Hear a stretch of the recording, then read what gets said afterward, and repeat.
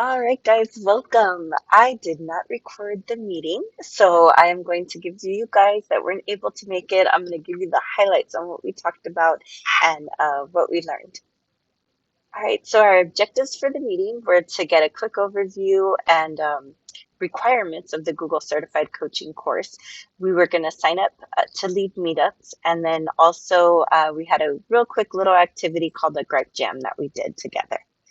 So first off in here, and you're going to be able to get these slides at the bit.ly that's down there at the bottom. We did a real quick emoji check-in to see how everyone was doing. And then we want to ask, or we want to know, like, the why. Why are you interested in pursuing the Google Certified Coaching Certificate? So for us as a department, the main reason why we want to do this is to unify our resources and people on the campus. We're all working to support teachers. It would be great if we could all have a common language and common goals. What we also liked about this program was that it focuses on the instruction, quality instructional strategies, not the shiny tools, because the tools are always going to change. Those are always going to be new. We always have to learn those. But those instructional strategies that work in the classroom are always going to be impactful. And that means impactful learning for our kids. Here is what the mission is for the Google Certified Coach. And I asked the group, what were the words that stood out? And what a lot of them had put in here is empowers. Other words were research-backed strategies, things like that they really like. Transform the classroom.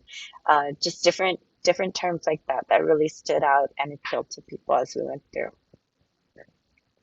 Okay, these are the 4 steps of becoming a Google certified coach. The very first step is completing the coaching curriculum. And the coaching curriculum has a 5-step coaching model that you're supposed to follow and a variety of other strategies, like how to build relationships with your teachers, how to build a coaching culture on your campus, just different ideas and things like that. It's about 10 hours of work is what it says there on the website. Where you're reading and you're also doing like manipulatives and digital interactives on there. So that is the first part. The second part is completing the coaching skills assessment. So it is a test that is free. It's about 45 minutes long, according to the website. And you'll go in, you just sign up to take the test and you'll take it. The next part of becoming a certified coach is obtaining educator level 1 and level 2 certificates from Google. So the level 1 is about $10 and level 2 is about $25. So that's the third portion. Then once you're done with all of those things, then you can create a coaching portfolio. And at first when I saw this, I got a little like, whoa, my goodness, that's going to be pretty involved. But actually, it isn't. They have like 4 requirements that they want in there, and they are pretty simple. The first part to it is a less than 5-minute video explaining how you use the 5-step process with the teacher. So, real quick little video on that explaining the steps and how you took them through it. So they want 3 artifacts for campus interactions. So what that means is any PD that you develop, any type of slides that you have for the PD that you did, sign-in sheets, agenda workups, just for any type of interactions you have with you between you and your teachers. 3 pieces of that. They want data analysis where you've gone in and you've looked at maybe the level of engagement of students in a classroom, different things like that. And then the other artifact that they want is a shared bright spot story.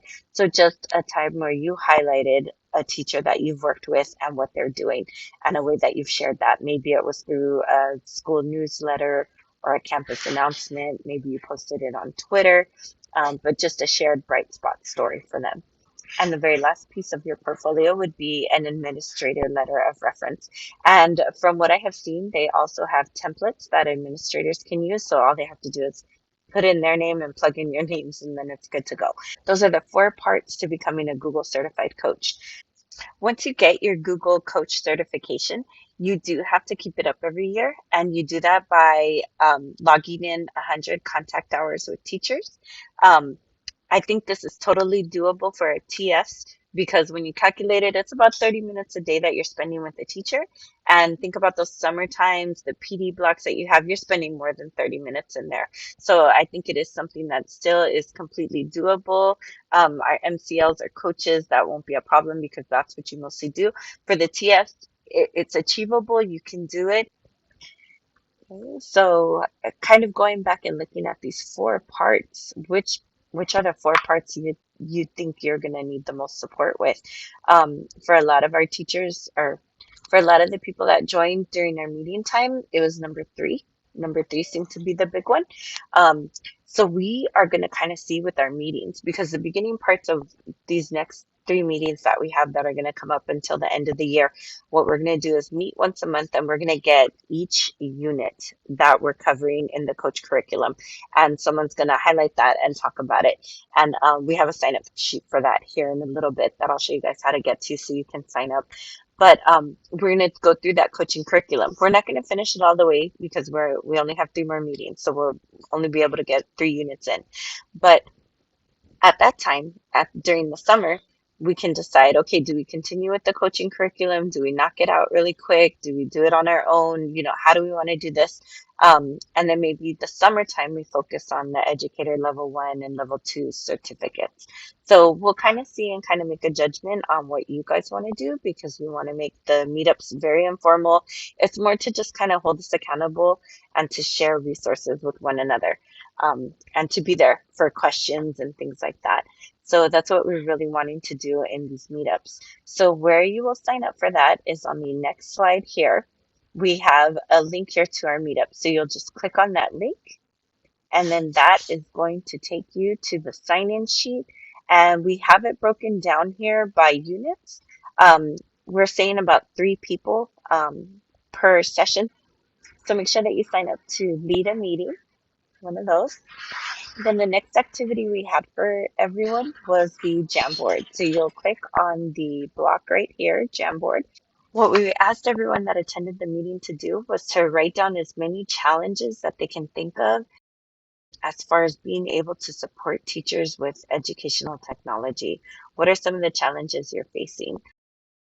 And we just had everyone go in and write that on a Jamboard, on a yellow sticky note, not worrying about it, just one thought per sticky note.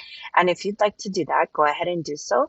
You'll want to drag your name to any of these corresponding sign up spots, and then just go to that slide number, and then just enter in your challenges, enter those in there. And then what we did is we went through, once all those challenges were listed, we organized them on the bottom from left to right, most frustrating to least frustrating. So organize your thoughts that way. And then what we did is those notes, we wanted you to raise them up or down based on the number of people that are affected. So the more people that are affected, the higher your note goes, the lower it goes. The lower you put your note, the less number of people that are affected by it. And so what we did with this one is just for us, we can always go back here and see what we need as a team. What are some of the tools and things that we need? And the biggest one is the time. Teachers not having enough time to be able to go in and learn new things. So what are some ways that we can support them? So those are some things we have to brainstorm and think about together. And possibly when you're leading a meeting, this would be a great topic to bring in to whatever unit you're going to cover, because that seems to be the big things. Teachers oversaturated with PD, or not having enough time to learn new things. That is a major, major challenge for all of us as we support teachers. So what are some of the things we can do with that? All right. And then this activity, the Gripe Jam, is also an activity that is talked about during the coaching model unit, which is the very first unit after the intro. It's the very first unit. So this is something that you can do with your teachers. And I know that I did it with a PLC. And the responses that I got back and the ways that I was able to figure out things that I needed to support them, it was a lot better than me just asking, hey, what do y'all need? So with the hey, what do y'all need? I get some answers, but this I got a lot more depth on what they wanted and what they needed, and I was able to offer them more clear support on their needs. All right. Then what we did is we shared the top challenge in the chat, and that top challenge was the time for the teachers. And then over here, very last thing is 5 words or less with one goal you have for yourself over the next month. And I know for me, my goal was to do the next unit. So to get that done and in there. All right. Okay, so our next session is going to be March 3rd at 4:30, and it's going to be building a coaching team and culture. That will be the unit, and the link is going to be sent out about a week before. So we will have that there for you guys. Um, that is it. If you have any questions or anything like that, next time I will record the full meeting, you guys, so you won't have to do this. But let us know if you have any questions. Thank you.